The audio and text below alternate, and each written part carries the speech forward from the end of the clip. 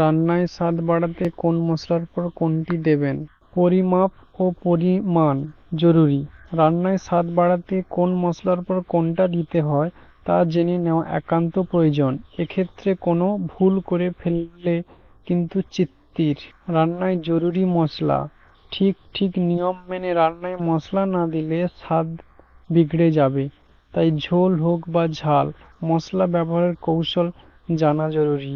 তাতেই স্বাদ বাড়বে 16 আনা। গোটা গরম মশলা আর গোটা জিরে।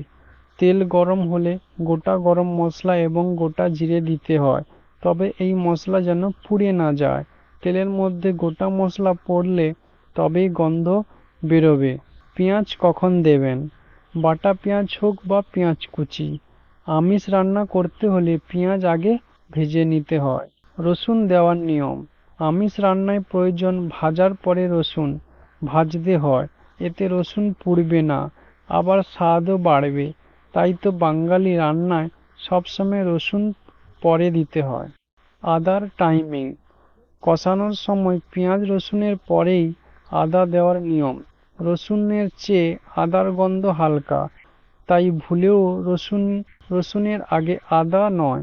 প্রয়োজনে আদা রসুন একসঙ্গে বেটেও রান্নায় দিতে পারেন। হলুদও বাড়বে স্বাদ। হলুদের কিন্তু একটা কটু গন্ধ রয়েছে। রান্নায় হলুদের মাত্রা বেশি হয়ে গেলে দেখতে যেমন খারাপ লাগে, তেমনিও স্বাদও বিগড়ে যায়, তাই সাবধান। ধনে জিরে গোলমরিচ গুঁড়ো।